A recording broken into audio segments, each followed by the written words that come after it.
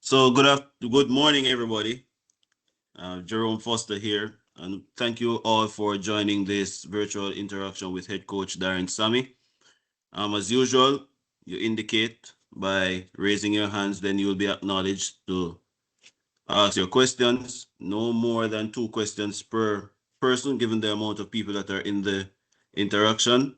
Um, Coach is ready and rearing to go, I assume. I'll just ask one question and then the floor will be open for the questions. Coach, obviously, some time off since the last series in terms of the men's team since December. Just how are preparations going and how are you looking forward to the next duty that you have? Yeah, it's been a while since we Mike is last off, played. Coach. It's on, actually. Yeah, not hearing you. Can you hear me now? No. Take I'm your. hearing him, Jerome. We are Yeah, hearing yeah, you. clearly. My mic is on. Yeah, I'm hearing you now. I'm hearing you now. Yeah, Oh, cool. Yeah. you probably That was mute me. Yeah. That was me. Sorry. Yeah. First of all, good morning to everyone. And Jerome, again, thanks for having me. I think it's important that the position that I'm in, the media understands what we from the cricketing aspect, what we're trying to do. But to answer your question, it's first of all, it's a much welcome break for us with the schedule that we have ahead, starting in May, all the way down to December. Much needed break for me and the family to recharge my batteries. But in terms of preparation, obviously we have our regional 4-day competition that is going on, which people are putting their hands up. The testing was in Pakistan in February, building up to our series. We have I think an A-team tour. Well, South Africa A-team is coming down. That will be used as preparation for the test series.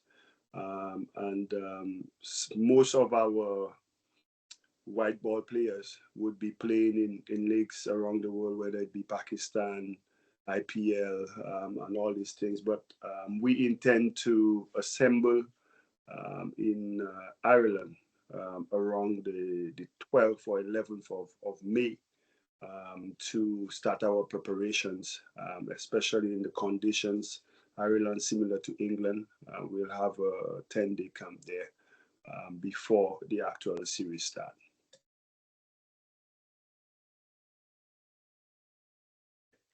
All right, thank you, Coach. So we now open the floor for questions. You raise your hands, and then I'll acknowledge the first question will come from Philip Spooner, and then followed by Ian Wason. Just when you're asking the question, just let us know which media house you're aligned to. If you're a freelancer, that's also okay. Yeah, you can go. Good morning, Darren. Good morning, Philip. Hi, how are you? I am well. Always good to hear from you, man. Likewise. And good morning to everybody else on the call. Shamar Joseph, he's exciting. He's everything that we were looking for in a fast bowler, but we're not seeing much of him. Played one game for Guyana, and Shane Splint's injury seems to have cropped up again. Is it a concern for you, and have you been in touch with him to see, his whereabouts and how he's coming along? Because I'm sure, like you, we'd all want to see him running against Australia.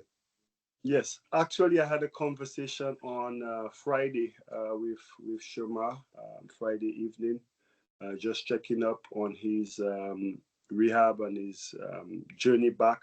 Also, the head coach of the Guyana franchise. I get weekly updates. He's one of the talent IDs that Cricket West Indies have put in place. So I communicate directly with the work Shoma is doing.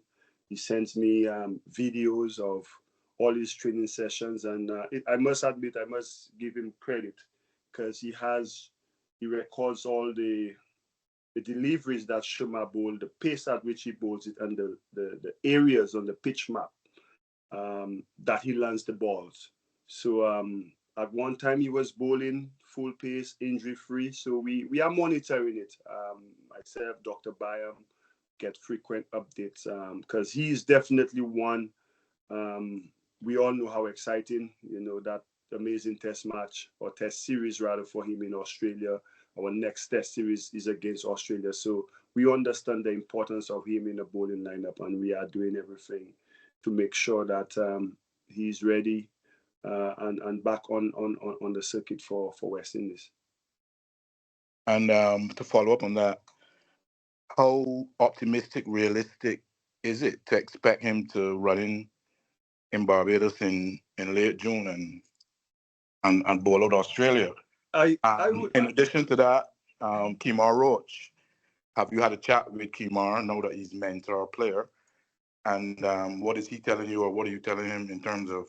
I've not had a chat with Kemar or any of the other guys. Obviously, my role officially starts on the 1st of April, and Okay. it's not all fools, huh? That is not part of that thing. But my role for the test job will start officially. I'm one who always try to go by the books. Andre Colley is more or less, quite involved still. I'm pretty sure we're gonna use him in different areas, building up to me taking over. But I intend to have all my conversations. I don't like to leave my T's not crossed and I's not dotted. So definitely conversations will have to be had with different players I see that the brand of cricket that we want to play, how we're gonna do it, and and the personnel that will help us play that brand. And is that brand including avoiding the wombat hour? Because that I seems see to be. I see Jerome watching you there, Spooner. Yeah, that's the final one for Spooner. Yeah, what you was know But what? that? What was the the, one bad hour is to guard against, and Craig keeps speaking about it, and it's been the Achilles heel in the regional tournament. We've seen games very tight up until lunch on day 3, and then one bad hour and it's over. what I could tell you though, Spoons, the postmortem, or how you call it, the research and analytical part of the game that I've Mm-hmm. started to do with one of the best analysts in the world, with Avinash, Mm-hmm. and the reality of where we are is the honest thing that we have to accept. Now, once we've realized where we are at Test cricket in the world, we now start to channel or put a plan together that involves skills, tactics, Mm-hmm. personnel, to help us be successful. It's a program and a process we did for the ODI and the T20 team, and we're gonna do the same for the test team. Like I said, that may be changing personnel, changing in the approach to test cricket, and all these things. However, we will do everything that is in line with the data that is collected from regional first class cricket, what we've been doing over the last 3-4 years, and the areas we see that we could improve. So I'm pretty sure we're gonna have a plan. But the most important thing is the way we execute that plan in the next 3 years whilst I'm here. All right. Thank you, Thank Philip. We you. go to Ian. Thank you for your time, and Mason. apologies to my other colleagues for stepping. No problem, PS. Cheers. Good morning, Coach. Good morning, everyone. Good morning. Morning, Ian. And I know, well, you mentioned that you are starting officially on the 1st of April on the test team, but still the coach of the white ball team, and there are a number of white ball players people want to see on the red ball team. Have you begun any discussions with any of these white ball players to get them to play test cricket? I was expecting that question, to be honest. I've heard the chatter in the media. However, once I was approached to do this job, and I look at what we're doing, the personnel that we have, and if I was to do it, where can I impact the game with my team, and where and who can help us with the brand that I see. Well, not me, but the team sees we could do. And obviously, conversations will have to be had. Well, conversations are already had. I've already had conversations with certain individuals that I feel that could add uh, value and be effective for us in that format. And I must say I've received some positive feedback, and one that I'm excited about coming up when we take on Australia. However, it will be done from a point of fairness, um, and it won't be without a plan and a process to how we do it. Mhm. Well, thank you so much. And also, the World Test Championship new cycle is starting. Of course, we'll have plans. You must set goals that what you want to achieve during the next cycle. But there's also this talk about this two-tier system. We are Mm. not sure when it will be implemented or how will they decide which of the teams will be on the top or which of the teams will be at the bottom. And if it is that this World Test Championship coming up here might be a qualifier, we don't know. Nothing has been concrete yet. But what are some of your goals in this WTC? Well, like I said at the top of the interview, I understand the job. When I have my conversations with the director, what he wants to what the direction myself as a head coach and my team see we could go, how we're gonna do it, but most importantly, the reality of where we at as a test playing nation, and that is also important. So, in planning and putting goals on a long-term plan, we have to be realistic. Now, earlier I said how we want to play that we feel it will be successful. We've looked at all the top four teams in the world, regional competition in their territories, um, what they do on the international scene, mirror it with what we do regionally here in our 4-day competition, which is what we do on the test team. And we've collected all the data. And once we do that, we now could see where we match the world in certain areas and the other areas where we can improve. And like I said, that could be better through the technical aspect, through the personnel aspect, and we will give it very good consideration. And then we set our goals from there, whether it be to finish in the top 5 or move our rankings from number, I think it's 8 or 9 to to to 7 and to 6, and do it gradually. I'm not gonna promise anybody something that I don't think is feasible within my tenure. And I think we've done. If I am to follow what we did in ODI cricket, more or less, what from moving to number 9 in T20s to at one point number 3 with the process that we had, and but to me my most important and satisfying period was the 1-day team. When we started, we were 18 points clear of number 9, I think. To date, I think we're within 6 or 7 points, and everything that we did was looking at different series and how we could win to get closer to the goal, which is to win that 2027 World Cup, and how we're gonna do it. We are now within probably 12 points of the top 6 teams in the world. So again, it's processes, it's plans, it's execution. But the reality is always important of where we at in the world of cricket. And we're not in a very good position. That's the truth. Right. All Well, right. thank you. Thank you, Ian. All right. Garvin, that will be followed by Terry Finister. Good morning, everybody. Good morning, sir.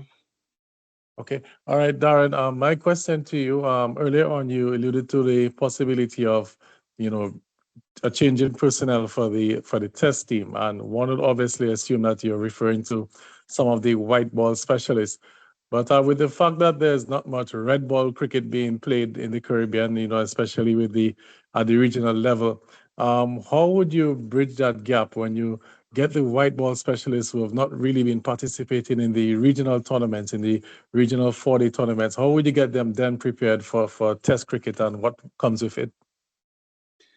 It, it's a fine balance, because one could argue, they're not in our regional for the tournament. Um, However, I seem to fall back on a certain things. Guys like Sewa, guys like David Warner, all these guys who play Test cricket for their regional, for their countries without even probably scoring a first class 100. However, we are faced with a situation where our players with the most experience, I think that's the term I want to use, our players with the most exposure to different conditions, um, and the most successful ones are the ones playing white ball, not taking anything away from what Craig Brathwaite and co has achieved. But there's a level of consistency that we've seen more. And my philosophy is, once you're a batsman job is to score runs in different conditions.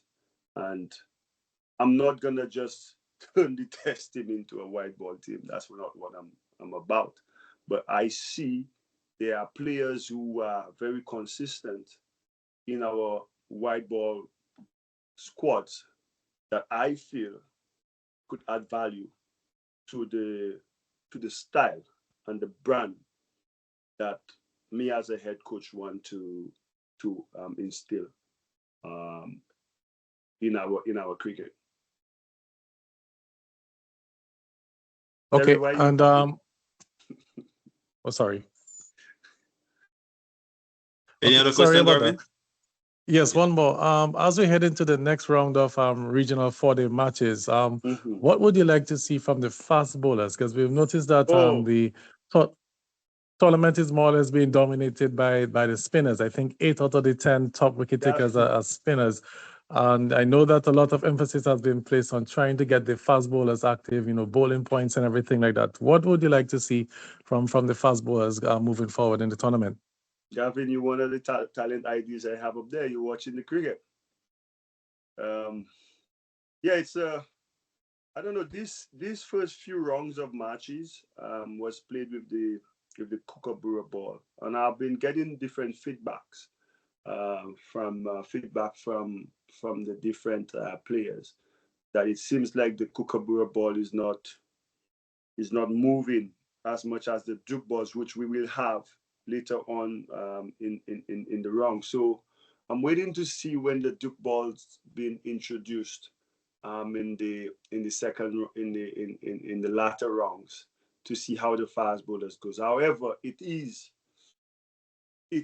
uh, it is an area that we we as a test team we quite aware of our fast bowling, especially in the run rate, um, from the research that and the data that Avinesh have collected.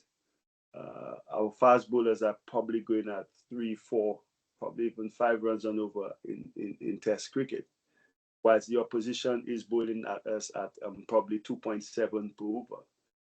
So it means that we almost 150 to 200 runs behind, because we bowling more overs to them, and we are facing less overs, probably around 20 overs less than the opposition. So we are already behind the 8 ball. So a couple places or scenarios for us to improve has to be on the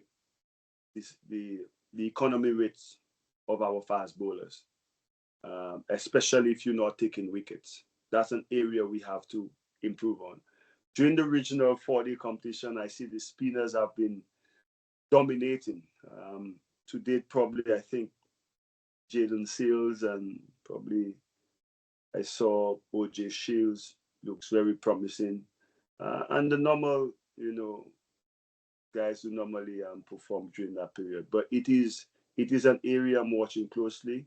With that said, though, our fast bowling in Test cricket has really competed and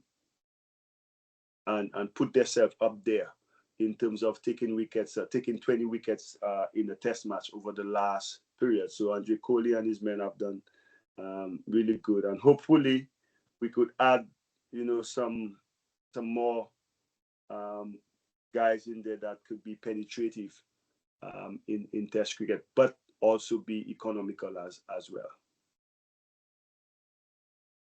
All right, thank you, Garvin. We go to Terry.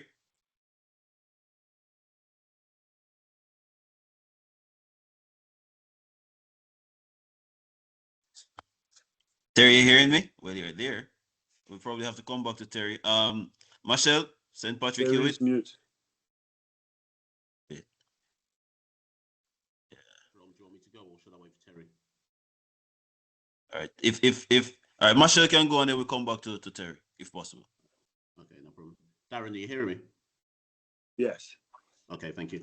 Darren, first one, just two questions. First one, I don't know if anyone's really asked you this question really outright, but what persuaded you to take the job? Because it would have been easy to say no. So why did you actually want to take the Test job? That's a very good question, Mr. Hewitt. Yeah, when the discussions happened, also with my staff as well, because I mean they're equally important to the cause, and the charter was going on, and finally the question was put, knowing my relationship with Andrew and as well, and what the vision he had for the Test team and the way we communicated. It was a tough decision. I must say, one that I never saw, me doing. I know when I became white ball coach, there was a lot of, back and forth of whether I'm capable of doing stuff. However, with conversations with my staff, I like to call them my crew, but with my staff, my analysts, my different assistant coaches, and they were all positive that we as a group could add value to the Test team. And once I understood that, and the conversations as to how we were gonna add that value and look to be a brand that could look to be consistent and win games. It became hard for me to not take it. Obviously, my connection and my passion for West Indies, I think I've exemplified that throughout my playing career, and now that I'm into coaching, that I never doubt myself. And once I believed that, spoke to my mom, my wife, with the time it will take me away from my kids and my family, and she gave the go ahead. And Miss Clara prayed on it. She said, "Go ahead, son, do your thing." That became an easier option for me. Thank you, Darren. And then just lastly, you spoke earlier on about having some conversations with players who have previously been pigeon holders, white ball players, or T20 players, etc. Just out of interest, when you've had some of these conversations, what have you picked up on that has been the disconnect from a player perspective, not so much from a coach perspective, that has prevented them maybe playing red ball cricket more extensively? I think opportunities, financial reward, probably those who used to play before, and was out of test selection for a couple years. Yes, some of them still don't understand the conversations that we had or lack thereof when they were not playing. A little bit of everything. However, I think what encourages me is the relationship that has been built out of respect and trust, as to the vision that we had in white ball, the culture that we've been able to achieve in that in those formats, and the level of professionalism that we have been able to operate in. And I trust them, and they in turn trust our team as to the things that we want to achieve. So the conversation was a little bit easier, and I get a sense that they really want to. However, I've also had conversations with Miles to see how best we could have all this talent being able to, enjoy best of both worlds, and being able to do so the franchise cricket. However, a level of commitment to is needed to what to our test team, and our cricket in general. And the guys from the conversations that I've had understand, and I think we're making a step in the right direction, and hopefully we could have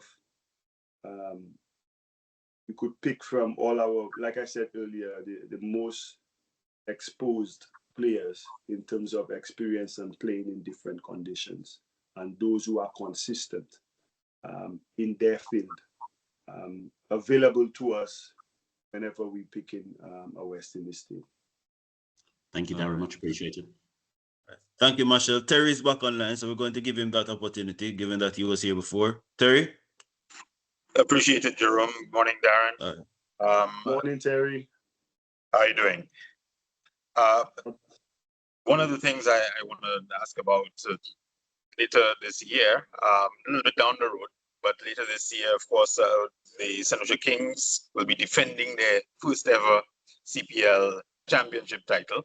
However, you have a tour that clashes with the conclusion of the CPL. Does that mean that the Kings will have a new coach this year and a new coaching staff?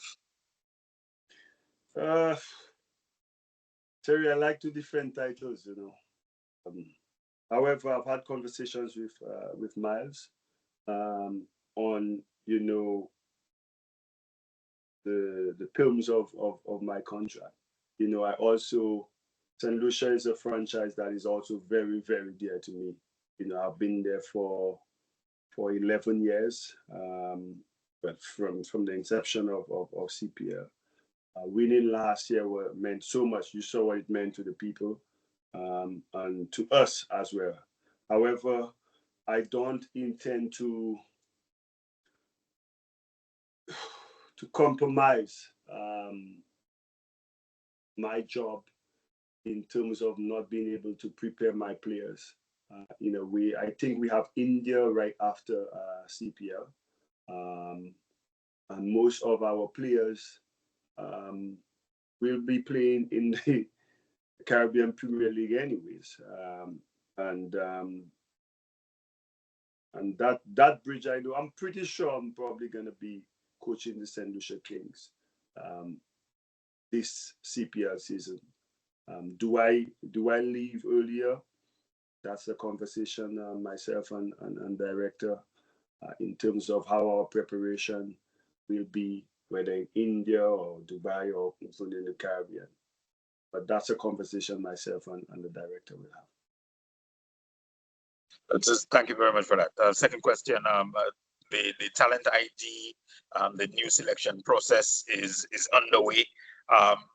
To your mind, how has that been working? What kind of feedback have you been getting from the territorial scouts, and how do you see this improving West Indies cricket? I think it's a step in the right direction. I know it's different from what traditionally we used to do. There was a chairman of selectors and a couple of selectors. However, the vision of Director Miles is that if we could have, you know, those eyes directly, because I can't watch all the cricket, I can't see it. I will need help. We also have Jamal Smith is overseeing all the talent IDs that they've had. So last week I was having a conversation with Craig about Windward Islands cricket and how they've been, what they've been showing in the 40 competition. Last night I had a conversation with Tony Gray in relation to Trinidad. So it is a constant dialogue as to, okay, I see this guy, this player who's playing, his scoring runs, you at the ground, what do you see? Because sometimes it's not just what the stats, what the results show or the scorecard, you know, what do you see? So, for instance, I've had conversation, there's this youngster, his name down here, Jonathan Drakes, who's been scoring he's been scoring runs in the middle, but the manner in which he's been scoring his from Barbados, the manner in which he's been scoring his runs, you know, in difficult situations, you know, with conversations, you could see that on the field, maybe Barbados 30 for 4 or whatever it was, and then he comes in and play a mature inning, you know. So with eyes on the ground in all the different territories, it makes my job easier when a player comes up who's performing, and I could have a call and say, hey, this kid, what have you seen this season? What are his strengths? Because I'm not there on the ground to see. So I think, and that in itself, it makes selection easier for me or for the team. And I think people seem to think they've do away with the chairman of selectors and stuff, but still there's a selection process. I don't select teams by myself. You know, from the information gathered from all the talent IDs that is being passed to Jamal, with the information that I have on my analysts having their shoes collecting, and when we've watched the game, then the pool of players come, and then we now put a 11 together and balance the bench. That's how it's done. It's not a one-man show, like, you know, I've heard people been saying. There's a process. They got, I think, 12 guys around the region that help selects as well. All right, thank you, Terry. All right, we go to Junior Codling and then Sergio the four. Good morning, head coach Darren Sammy. Good morning, Junior. Yeah, man. First, I want to start off by I've watched you since you came into international cricket and during your reign of captaincy for West Indies. You always look to your maker for inspiration and so forth, and I like that. So I want to ask if you, in rebuilding this test team, if you think a moment for them of, you know, because you might select a player and he might be having a bad day or a bad night or something might have happened.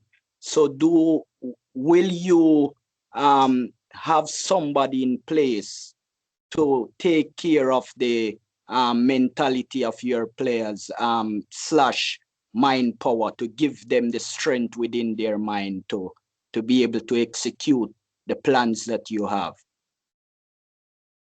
This is a touchy area, but what I could tell you, we do have a mental coach doesn't travel with the team, but is available to the team. And yeah, she's based out of Trinidad, and that is so important. And our conversations at well, myself, Miles, Paul Louis, the manager, and all the guys involved in the cricket is how do we maximize somebody like that in the dressing room? But it is the reality is we operate in such a fragile culture, and language and you know guys being able to open up when they are faced with challenges has been so difficult over the last, even when I was playing. We had a mental coach back then, but you find it so hard as men. I don't know if it's just the culture we have as our people growing up, that we bottle up a lot. However, we've been encouraging players to use the mental coach / psychologist that is available, because I could only speak to a player based on my own experience, but I'm not a professional in that field. So yes, there is one available. However, at this point there's none traveling with the team. Something probably we could look at as well. Thank you for your honesty, head coach Darren Sammy. The other question that I have is that we have seen Darren Sammy in T20. We have seen Darren Sammy in the ODI with very, very good result. What will be the Darren Sammy in the test team? Will the Darren Sammy be the whole school test cricket, or will we see a version of what we see in England with your own style, not that of Baz McCollum, but Darren Sammy that we can speak about and say, this man that have been through a lot has come back up and bring West Indies test team to maybe not number one, but somewhere where people can't regulate us to the second division. Junior, what I promise you is whatever we do, it will be data driven. It will be based on research, data analysis, and the public. I want to create a team, well, in all formats, where when you see us play, you understand why we play like this.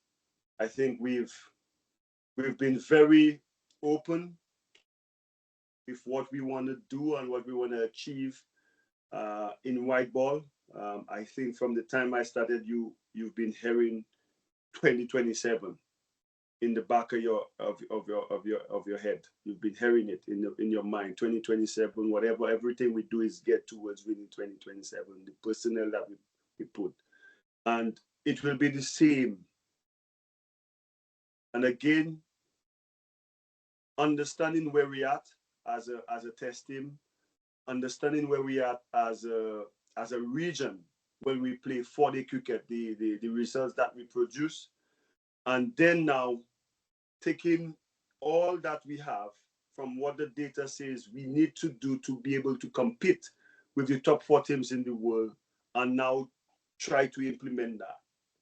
And that is where my focus and my team's focus will be, bringing our own style in an effective way, and hopefully it is successful. Thank you, head coach. No further question. Thank you, Junior. All right.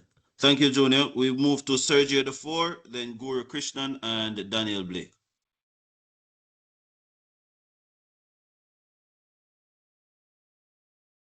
Yeah, Sergio. Seems like not hearing Sergio. We'll come back to Sergio if he's back online. Guru Krishnan from India Times. Yeah, yeah. Thanks, Jerome. Hi, Darren. I have two Hi. questions. Yeah, Yes. yeah. So one is a while ago spoke about exposure to your players. We see so many West Indian cricketers playing in the IPL and various leagues. How is that kind of exposure helping the West Indies cricket? That is my first question. I think I could, for one, who when I played was, played in different conditions. What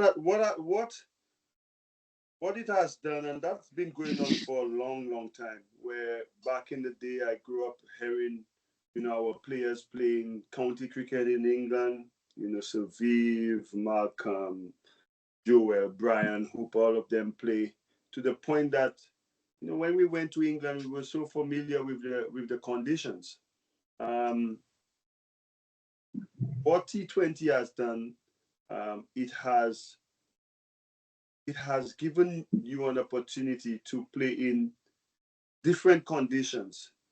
Yes, it's a different format to Test and ODI, but then you learn so much from the different players that you are, you're supposed to rather. Um, you in a dressing room with a Virat Kohli or Faf du Plessis um, or Kane Williamson. It gives you that exposure and that opportunity to learn so many different things. However, if you now become successful in performing in those different countries, when you now represent your country, it gives you a clearer picture of what you are expecting. And some of those players that you've played against, you familiarize yourself with it, and that's what it's supposed to do. Yes, it's lucrative, but to me, the best success would be being able to learn and gather enough that you could come back and implement it in your game and allow you to be effective when you represent your country. Has it been working, Darren? Is it helping? What's that? Is that helping West Indies cricket? Is it helping us? I think I'm pretty sure if I am to say in T20 cricket, I think England just did it with England and then India. We were the only team who've won twice for a long time. Yet still Mhm. our T20 cricket has not. I don't think it is the downfall of our Test cricket. We we I remember as a little kid watching in 1995, there about 1996, 7 or whatever it was. We losing the Frank Worrell Trophy and never got it back. Mhm. T20 cricket wasn't played then. You understand? Yes. I think it's Yes. Yes. so for you to say if it's helping or not, I think it's given our players a great platform to further you know expose themselves and be better in one format, whilst it is quite financially rewarding because don't you forget that when you become a professional, there's a working time frame for you Yes. to earn and provide for your family. However, what I would say is for us to create, like I said at the top, a better system where New Zealand does it, where the guys still committed to to representing the country. There's still honor and pride in that. And I'm pretty sure we are working towards that. And over the last year and a half, when you look at somebody like Shafin Rutherford, who was in the ODI Team of the Year. Before I came about, he was nowhere. And that's a guy that was playing in all different, the world wanted him in all the different leagues, performing. And through good conversation and good communication, we see somebody like a Shafin Rutherford. We saw Evan Lewis, the return of Evan Lewis. You saw Hetty, although he has not really grabbed on the opportunities of coming back. All these guys who have gained that experience elsewhere. Shafin Rutherford was very instrumental in that year we had in ODI cricket. Second and last one for me, from me, as the head coach of the test team, how will you ensure there is consistency in the players? Because of late we have been seeing quite a few debutants. No, not many are sticking around, except we have Craig Brathwaite, who is almost 100 tests old. So how do you ensure this consistency so that there is consistent performance in the West Indies test team? Thank you. Well, consistency comes from preparation and hard work. We as a staff, like we always do, is try to we do turn up to work and prepare the guys the best way we can for battle. And once that bell rings, it's really now for our players to understand the process of how we want to play. Like I said, there's a level of trust that has been with the white ball players, in coaches and players, that when they've bought into the manner in which we want to play.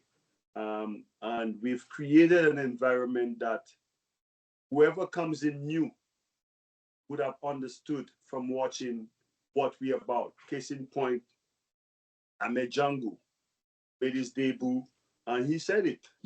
He didn't feel any different to what he was doing in Trinidad. And I remember 2 years ago when we implemented the bonus system to try to give direction to how we want one-day cricket to play. A lot of people was against it, but when we do things, because we have researched and see what the top teams in the world are doing, how they perform and how consistent they are, and we try now to mirror it. So Ahmed Django comes into our West Indies test team, our West Indies ODI team on debut, but he feels so at home because he says the direction he got from playing in that position, when he got there, it was like yes, the level is up a little higher, but he was so used to doing it that it was a little bit easier when he came to make his debut. So for me now in test cricket is to try to repeat that, give guidance for our original players. And I always stress it's roles first, then you put the personnel. If you don't know the different roles that is required in an 11 to make you be successful, then you put in the cart before the horse. Right? You need to know what roles you have to do at number 1, 2, 3, 4, 5, 6, 7, and then the bowlers. How you gonna do it? And then you say, okay, all right, this guy, this person, this is what he's been doing in that field. So now when you have a situation where somebody's out of the team, the next man coming in, the personnel will change, but the role remains the same. So that's what I intend to create as well in test cricket. And hopefully we have the personnel that's been or have been showing that the different roles that we would like, they can do it. All the best, Darren, and we want West Indies to be back to its glorious days. Good luck to you. Thank you so much. I want that as well. All right. Thank you, Guru. Sergio is back online. We're gonna try with Sergio again, and then after that it's Daniel, then Jelani Beckles, and Roger Seepersad. All right, I'm hoping you're hearing me now. Yeah, Yes, we're sir. hearing you. Great. All right, Darren, we seem to be playing more matches in Florida. Do you think that is taking away from home team advantage? How are the players adapting to that? That's my first question. I tell you, all my players want to go to play in Florida. I can promise you that. They love touring Florida. All my staff, everybody's time when family comes across too, it becomes a whole family trip. But yeah, I think when you just understanding from when you look at there's the administration and there's the players. We have now tried to, when teams are coming over, we look at the venues where it is best suited for us. You understand? Case in point, South Africa in Jamaica, South Africa in Trinidad, you know,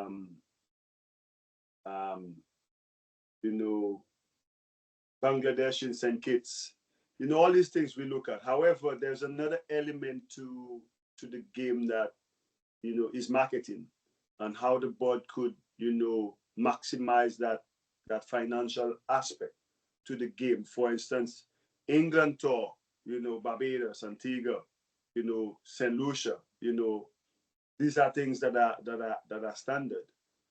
And we try to balance it to a point. One of the conversations earlier, we myself and the analysts had with Miles is trying to make sure that we are playing the opposition in places that best suits us. And I think it's worked really well. What we've done in both ODI and T20s is made home our fortress. We have been winning series at home over the last year and a half. However, Fort Lauderdale is a place where it's not just the cricket aspect to it. We have a duty also to develop the game in the US, the financial rewards as well for the board and all these things. But so far, I think we've not done badly at all in Fort Lauderdale. I remember we winning a series against India, something we've not done. We did not do in so many years. We wrapped it up in Florida. I'm looking forward to it as well. So, and it gives the fans from that side an opportunity to see the men in maroon. And my second question would be, what do you think is key for West Indies to be scoring over 300 more consistently against teams like Pakistan, India, Bangladesh? Is that ODI cricket? ODI, yes, ODI cricket. Okay. I think we've been doing that, huh? I think if I'm pretty sure if I am to ask my analysts, the scores over the last year and a half, especially in the chase, we've been chasing down scores of 320. We've been putting scores of 300 plus on the board as well, and it varies from different conditions. Our goal, if we could score 300 plus every time we bat, but most of the times the conditions dictate how you play. But when we get the surfaces that allows that, all these guys know the game plan. We need to get 320, 330, and we've been doing that. I remember a record chase against England, 320 odd. We chased down. We chased down to win when Amir made his debut, 300 plus against Bangladesh. And we beat England in two ODI series over the last two series we've played them. But however, is the consistency remains in the different roles and the different stages in the game, whether it be the power play, how we could maximize it. What I could tell you in ODI cricket, what we've been able to do over the last 18 months or almost 2 years, is that 11 to 40 over period where spin was killing us. Right. And we were, whilst the world was losing probably 1.5, 2 wickets during that period, we were losing 4. We have brought that gap down. We have matched the world in that period, probably minus the series against Sri Lanka on those wickets. But we've improved our strike rate and scoring rate versus Spain during that middle, and we've lost less wickets, hence more 300 plus scores over the last 18 months. All right, thanks a lot. All right. Thank you, Sergio. All right. Daniel, then Jelani Beckles.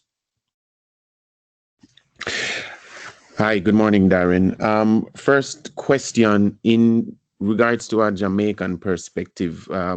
Some of our Jamaican players haven't had a consistent run in the test team. We did have Jermaine Blackwood and John Campbell for a period, but recently with Kirk McKenzie and Kruma Bonner, etc., they haven't been able to cement their place long term. From the early matches that you've seen in the West Indies Championships with conversation with the talent ID and so forth, what have you seen so far to sort of give some optimism that might change? And what would be your advice to the players who may have felt that, you know, it's been harder to get into the team over the years? I've seen the first round of matches, the first half of the tournament. Batters have put their hands up. The spinners have been excellent. You know, I mean, you look at probably one of the oldest guys in the tournament. I think to date he's just under 500 runs. However, you know, I watched John Campbell out of Jamaica look really well, really good opening. I think on my head he scored about almost 300 runs, probably at an average of 70 for 100 or so. And he's one. I mean, before the ban was really looking, you know, to take his game to another level. I mentioned Jonathan Drakes earlier. The manner in which he's been scoring his runs. Some of the Windies players came back and they playing their scoring runs. And these are batsmen from different positions. Our spinners continue to do well. I mean, I don't know something about West Indies and left arm spinners. Carrie Pierre has been exceptional. Not only in the 4-day championships, but you know, in our T20 competition, he's been bowling well. The Super 50, he's been bowling well, and he continues again in the 4-day championships. You know, the number Pamal and Bishop and all these guys. However, what I said, and again, ideally, I would have loved to implement our findings from the analysts as to where we're at as a regional 4-day championship tournament. What we do, the data that was collected, I would have loved to implement it. However, by the time I got the role and the respect I have for Andre in, you know, him finishing his tenure, I think it would have been too soon to try to give direction to our 4-day championship. But it's something that we have already put together. So we will have clear roles, and again is being able to share our vision at the top on how we want to play Test cricket and filter it down to the regional to the regional franchises, as to what we expect from openers, what we're looking for from middle order batsmen, 4, 5, 6, what we want from the bowlers. And again, it's with the idea of us building a champion 11, right? Based on roles that is required. And that again, you'll have me stress it. I've repeated it ever so often. We've collected the data from the top 4 teams, both regional and international. So if now every franchise understands and have the conversation with the different players, hey, you're aspiring to play for West Indies, you are an opener, this is what they're looking for, right at the top. This is what, if Craig Brathwaite is out of the West Indies team through injury or whatever, next in line person has already have an idea of what is required because they've been fulfilling it in the 4-day competition. Case in point, like I explained earlier, Amir Janko. So we want to create that. And moving forward, I want when you guys watch us play, and you guys are the media, your report, you will have a general idea as to why this brand and why we play like this. Because we have been very open and transparent as to the things that we want to achieve. However, it will require some level of patience in us trying to transition into a brand that we want to be consistent. Thank you for that. In my second question, since your appointment as white ball coach, you've had high praise for Rovman Powell and Brandon King, not just for their performances, but you've spoken about their leadership skills. Now moving into the test team, I know that they haven't been a part of the test team, and no conversations have been had about white ball players transitioning into red ball. Knowing their specific leadership skills, as you've mentioned, has there been a thought of potentially introducing them to that side of West Indies cricket? I've had conversations with multiple players that were available to me because I am involved in the white ball. I know all the players who have indicated their interest, and I also know those who have no interest in playing Test cricket as well. However, like I said earlier, it's not everybody that say, hey, I want to play Test cricket is going to be playing Test cricket. There's a process in how we do things. There's a skill set and that is required to fulfill that role. And again, we have to be fair to all those young guys who are, playing in the regional 4-day tournament and putting their hand up for selection. And when that time comes, with all the conversations that I've had, when we now sit down as a selection group and based on the roles we see that is required, we will now fit the personnel that fits the role. And that's how we're going to go about it. Whether that be guys who've not played Test cricket before, guys who've been playing in the Test team, guys who have performed in the regional tournaments. It will be the best person fitted for that role that we want that will be selected. All right. Thanks, Daniel. We have already gone over the estimated time for the presser. So just 3 more questions, 1 per person. Joel, Colin Benjamin, and Gerard Morris Seeley. Joel Bailey, 1 per person. Yeah. Okay, I really wanted to ask two, but out of respect, I will ask one. I don't know who may ask the second question, but I'll ask one. And my question will be the question nobody will want to ask. So I'll ask the controversial question. Hold on, what is that? All What right? is that? Should I come off the phone now? No, you don't have, it's not, it's up to you, but I'll ask the controversial question. The talk, Controversial. yeah, the main talk of this presser is about the whiteboard, particularly batsmen. I don't like to use batters because you play cricket. So the batsmen, basically the batsmen who in the whiteboard team come transitioning to the test team or just transitioning back. All right. We have players like Shea Hope, Ruston Chase, Sherman Hetman who play test cricket. All of them have either been one-hit wonders or flops because they average under 30. And then we have those like Rovman Powell, Nicholas Puran, who don't even play 50 over cricket. So we don't even know how if they were able to bat for more than an hour in test cricket.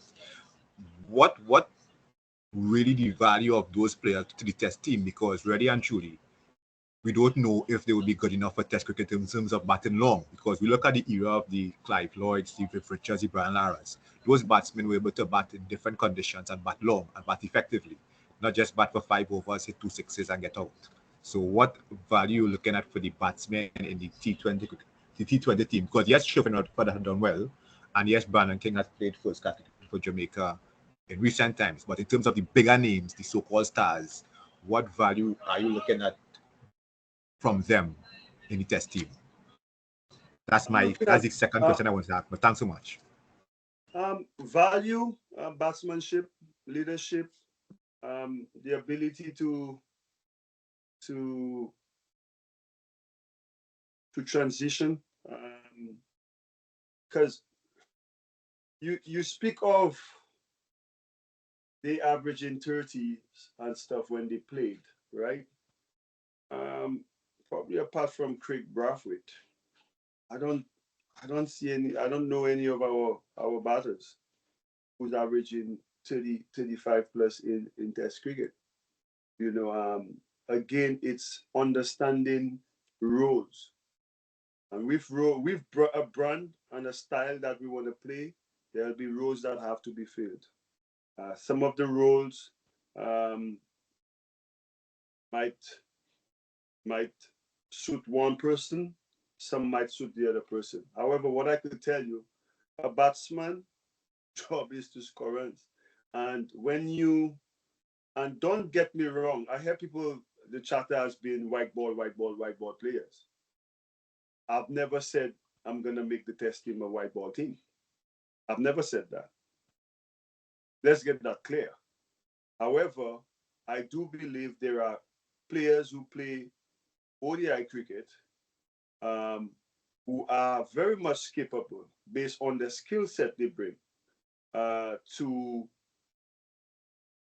to be successful in Test cricket, especially in a team where you look at what's available and the results. Um, and when you talk about change, there are a couple ways where change can be implemented. You could say change in practice, change in tactics, and also change in personnel. Because you want change because what has been happening has not been successful. So I'm not gonna say I'm not in no position to say, oh, Romario Shepherd can't play Test cricket because he only plays ODI. I'm not in a position to say that. However, if we as a selection group put identify a role that we want at number 7, and when we look at all the players who qualified for that role, and Romario Shepherd puts his hand up for that, I'm just using an example. Don't put that and say Romario Shepherd is going to be playing Test cricket, but I'm just using that as an example. Um, and he fits that role that we want to be executed. He'll get that job. Also, there's when you select in a team, there is past performances in the current squad and roles that are being played already. So when we see all the good things that Andre has done over his tenure, winning in Australia, something we did not do in almost 30 something years or 25 years with that amazing test match with Sharma. Then we just won in Pakistan, something we've not done. Some of the players that were playing there was not even born yet. So these are little victories, but it's massive in the context of thing. Understanding the last time we won in Australia, and the test matches that played after that, and the personnel that and some of the same names you called were playing during those test series, and we could not win. So Andre has done some really has managed to get some amazing victories in places that we were not able to win. And then with the data that we've collected and the roles that we have put in place and the personnel that are still there in Test cricket that are doing things that we also see could complement and add value to the roles and the brand that we want to play, they're all available for selection. Don't get it wrong. I'm not coming here to bring yes, I have good relationships with my white ball players. The communication has been really good with them, and transitioning from league and to playing and understanding. Okay, this is the plan for you guys. So and so, and speaking with the agent because we only have 15 or so contracted players in the region. So and everybody, some of them are freelance. So my job is very difficult in managing. Okay, if a guy says, "Oh, you know what, I'm not unavailable for this series," and he's not contracted, who am I to stop him? But I trust that the relationship that I've built with them and the importance of West Indies cricket, that when we have conversations about planning and the different series, that they're committed. So, and it's the same, I'm going to approach it the same way in Test cricket. And the reason why we're having this conversation is because of the results that we've given in Test cricket. And we are saying that maybe Sammy could talk to these players to see if they could come and see something different. But that's not how we do it. We, again, identify the roles that we think that will be successful and competitive against the top teams. And then we put the personnel to go out and do it. And that's how we operate. That's how we've been operating. And yes, sometimes we need time. In an investment, the greatest thing is time.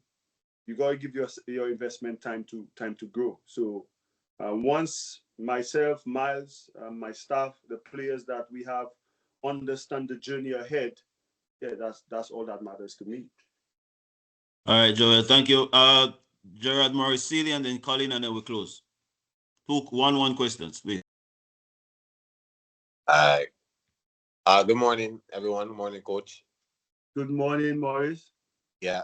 My question for you is just to get a direct answer on who those players are that would have indicated to you that they are available. Morris, even have been in the team before. What's that?